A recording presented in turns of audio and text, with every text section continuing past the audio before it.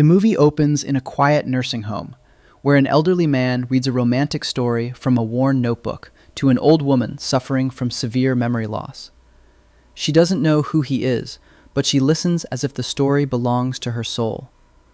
The story takes us back to the 1940s in Seabrook Island, South Carolina, where we meet Noah Calhoun, a poor lumber mill worker, and Allie Hamilton, a 17-year-old wealthy teenage girl visiting town for the summer.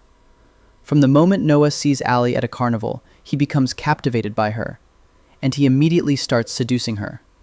After repeatedly asking her out, she finally agrees to meet him at a movie theater.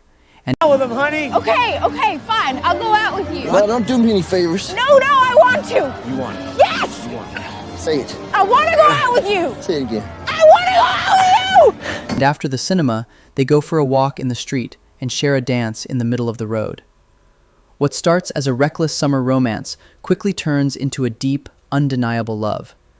They spend their days laughing, arguing, and falling harder for each other. They begin spending every waking hour together and gradually fall deeply in love. When Allie meets Noah's father, Frank Calhoun, he immediately likes her, but their love is challenged by reality. Allie's parents strongly disapprove of Noah because of his social class and financial status. Noah is forced to admit that he earns 40 cents an hour at his job at the lumber yard. They believe that Noah is not suitable for Allie, who comes from a different background and circumstances, and they begin planning to do something to break up their relationship. That very night, Noah takes Allie to an abandoned house at Windsor Plantation that he intends to buy in future. Allie gives Noah specific details she wants incorporated into the house. She dreams of a white house with blue shutters and a room overlooking the water where she can paint. Noah promises to give her everything she wants in the future, and the two become intimate that very night.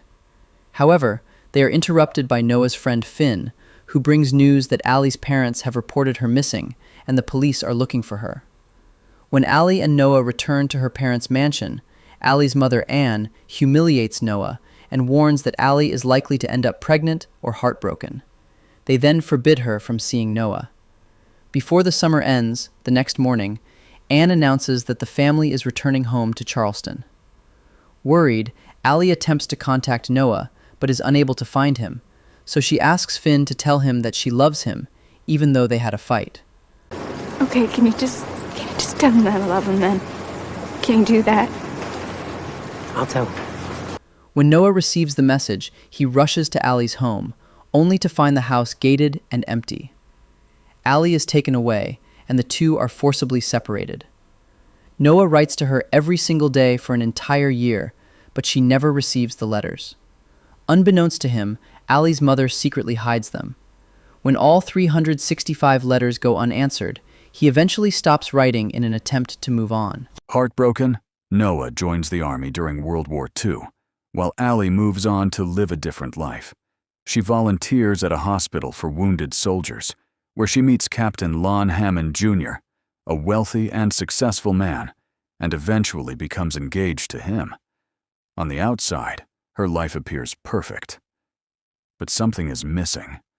When Noah returns from the war, he discovers that his father has sold their home so that he can buy the abandoned house.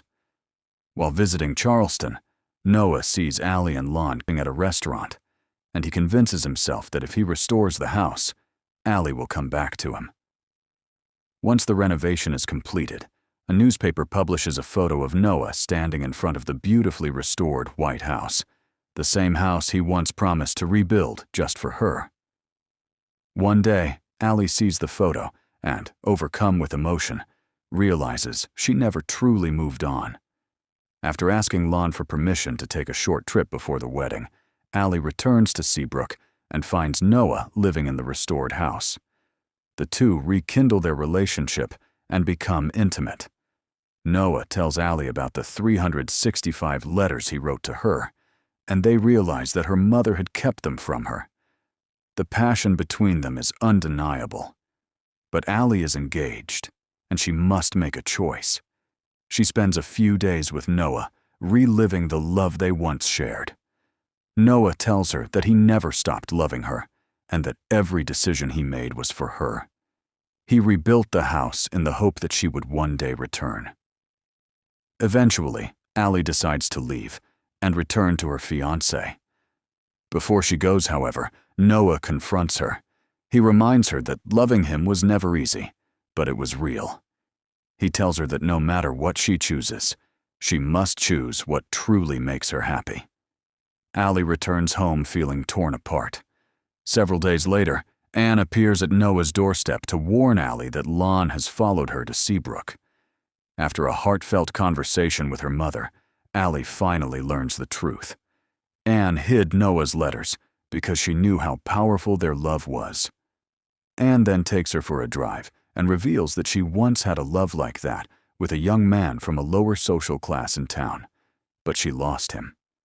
She admits that she still wonders how different their lives might have been if she had chosen differently. Anne then gives Allie the letters that Noah wrote to her and quietly leaves. Noah and Allie argue, and he tells her to decide what she wants, not what everyone else wants for her. She drives back to her hotel, sobbing and confused.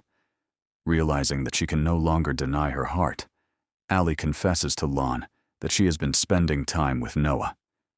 She then leaves him and returns to Noah. They reunite and fully commit to each other, knowing that their love is imperfect but unbreakable. The story then returns to the present.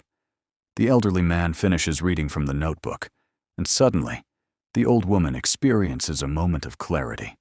She remembers everything. She remembers Noah and their life together. For a brief, beautiful moment, they are reunited once more. But the disease returns, and she forgets once again.